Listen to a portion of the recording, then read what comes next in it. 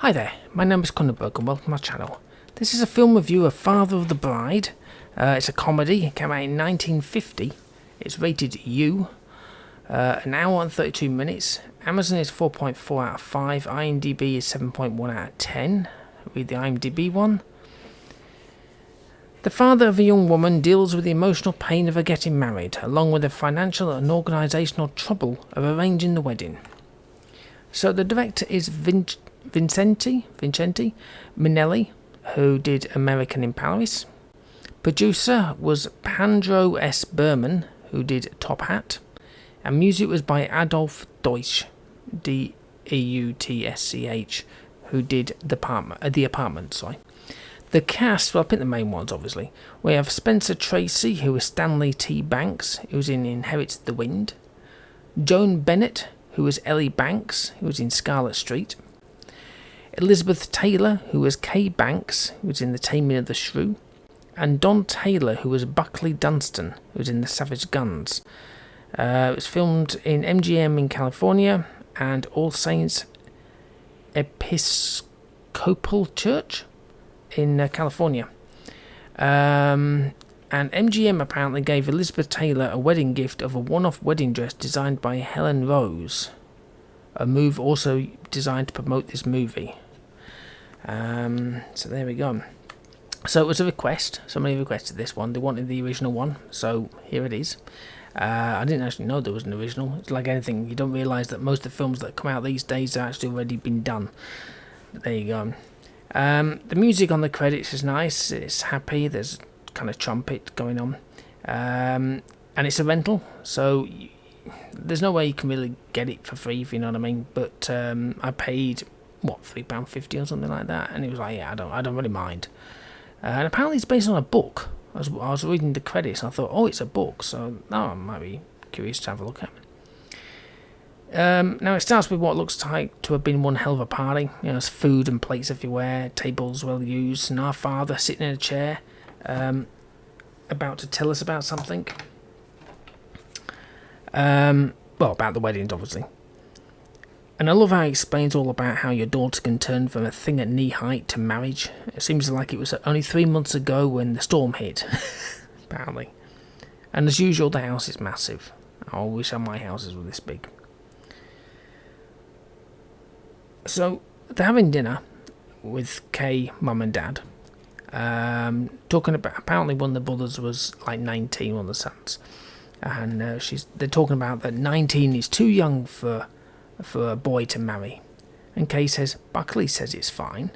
And then Stanley, who's the dad, says, I never married your mother until I was 25. And Kay said, that was millions of years ago, Pop. And I was like, yeah.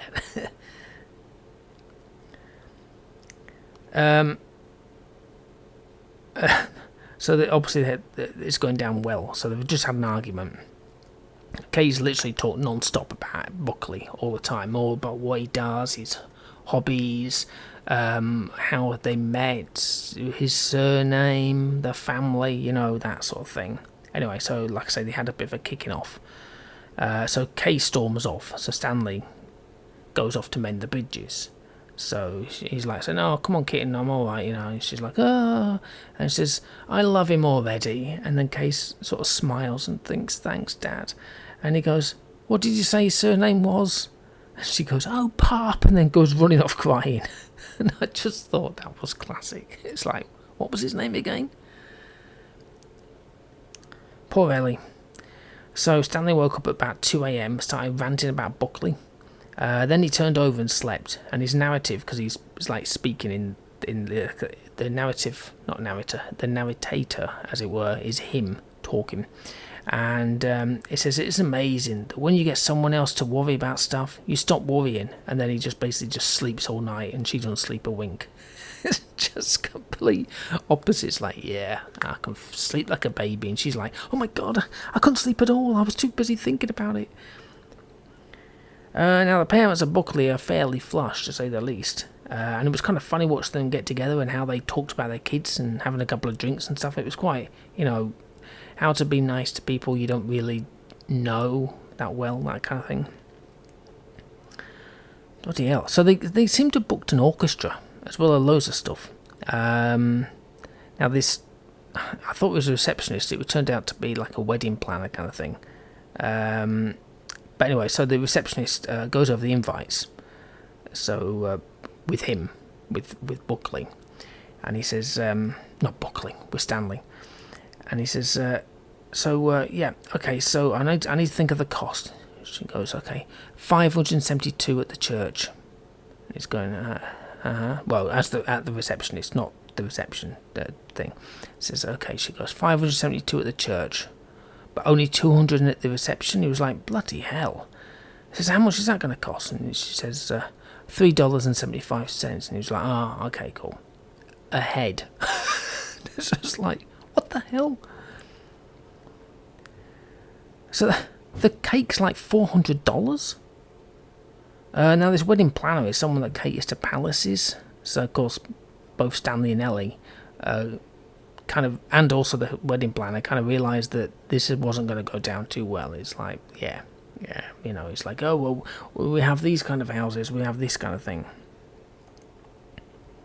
Back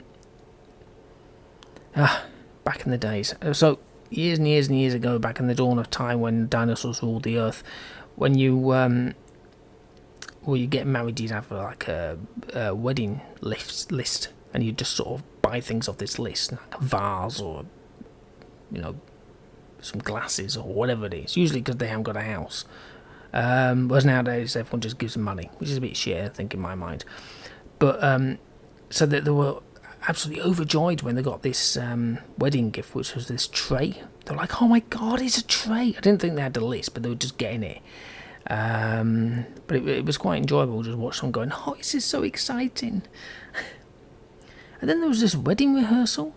Now I don't know if that's still a thing nowadays, and maybe they did it back in the 50s. I'm curious if all of them did. It seems a lot of work for that special day. They even show how to walk down the aisle. Put your right foot forward and slow, and then go forward, and it's like, my god, can you not just walk? So the house has more flowers than the Chelsea Flower Show. If you don't know where that is, it's in the UK somewhere. It's in Chelsea, I think. And of course, weddings are the same. Men wear suits that basically all look the same.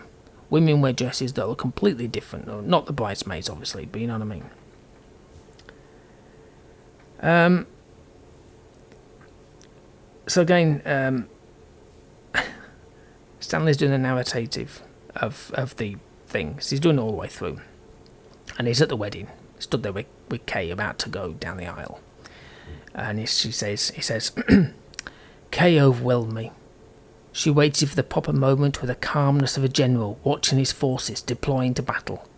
Buckley, on the other hand, had the haggard look of a man who had just completed a dangerous bombing mission.